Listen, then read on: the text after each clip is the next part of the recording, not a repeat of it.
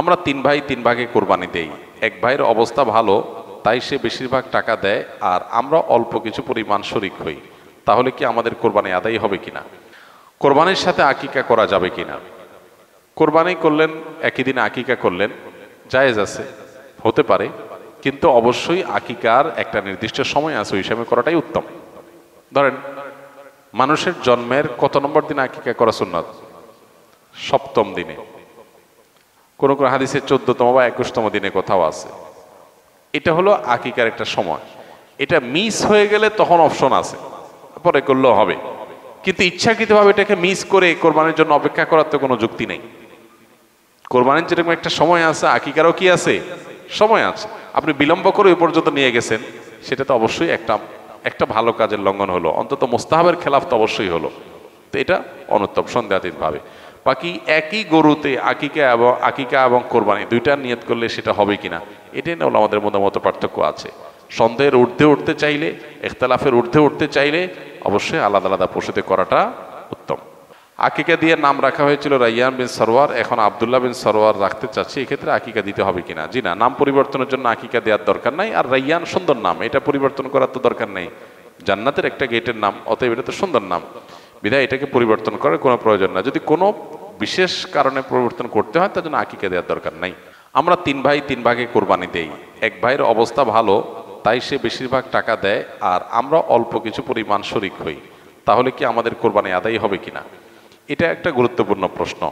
কোরবানি দেওয়ার ক্ষেত্রে বিশেষ করে যখন ভাই ব্রাদাররা মিলে কোরবানি দেন, তখন এরকম পরিস্থিতি তৈরি হয়। একটা গরুর দাম ধরেন 70,000 টাকা, তো এক ভাই তার উপার্জন অনেক কম, সেজন্য সে 5,000 টাকা দিছে, আর বাকি টাকা যেটা আছে সেটা হয়তো বাকি ভাইরা দিস। কোরবানি হবে কিনা? উত্তর হলো কারোর কোরবানি হবে না।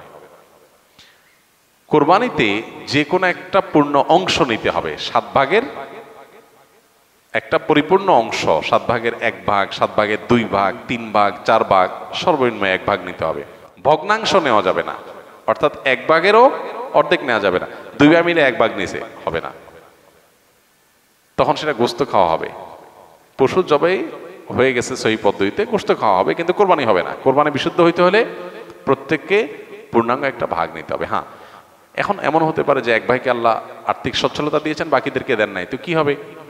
তখন সচ্ছল যিনি, তিনি তার পক্ষ থেকে কোরবানি দিয়ে বাকি সবার পক্ষ থেকে দিবেন, যে ঠিক আছে তোমার পক্ষ থেকে একটা শেয়ার, তুমি টাকা দিলা না, আমি তোমারটা দিয়ে দিলাম, এটা হতে পারে। অথবা আরেকটা হতে পারে যে ঠিক আছে তুমি অল্প টাকা কামাই করছো, মাত্র 5,000 টাকা আছে, তুমি টাকা না দিলে তোমার কাছে ভালো লাগতেছে না, তুমি টাকা দিলে তোমার কাছে খুশি হবে, তো সেক্ষেত্রে 5,000 টাকা তুমি আমাকে দিয়ে দাও, এটা কোরবানির শেয়ার না। আমি কোরবানিতে এটা লাগাবো, সেটা ভিন্ন বিষয়, বাট তুমি শেয়ার হিসাবে দিলে না, এটা হতে পারে। প্রবাসীরা অনেকে একটা কাজ করে, বিশেষ করে মিডিল ইস্টে যারা থাকে, অনেক প্রবাসীরা কোরবানি ঈদের দিন নিজেরা একটা ছাগল জবাই করে। তো রুমে 5 জন থাকে, এখন 5 জন মিলে একটা ছাগল জবাই করলে ওই ছাগলের টাকা তারা ভাগ করে। এই যে এক ছাগলে কয়জন শরিক হইতে পারবে, কয়জন কোরবানি দিতে পারবে? 1 জন, ভগ্নাংশ দেওয়া যাবে না।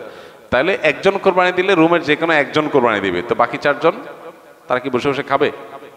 গোস্ত তো সবাই খাবে, তো এই জন্য তারা 5 জন মিলে ভাগ করে টাকা দেয়। এখানে কারোরই আসলে কোরবানি হবে না, জবাই করা হবে, পশুর গোস্ত খাওয়া হালাল হবে, কিন্তু কোরবানি হবে না। যদি কোরবানি হতে হয় তাহলে এমন করা যেতে পারে, 5 জন মিলে টাকা দিল একজনকে, দিয়া বললো ভাই আপনি মুরব্বী মানুষ, বড় মানুষ, বা আপনি যে কোনো কারণে আমাদের থেকে ভিন্নতর, তো এই টাকাটা আমরা সবাই তুলে আপনাকে দিলাম, কোরবানিটা আপনার তরফ থেকে আপনি দেন, সবটা একজনের হলো, গোস্তটা সবাই খাইলো। বা এই বছর আপনার তরফ থেকে হলো, পরের বছর আমরা আবার সবাই টাকা পয়সা দিলাম, ভাই আরেকজন হলো, টাকা আপনাকে দিয়ে দিলাম, আপনার তরফ থেকে হোক, কোরবানিটা একজনের হবে। ঠিক একইভাবে গরুতে ভগ্নাংশ, এটার ভাগ এইভাবে আপনার শরিক হওয়া যাবে না, পূর্ণাঙ্গ একটা অংশের শরিক হতে হবে, তারপরে কোরবানি বিশুদ্ধ হবে।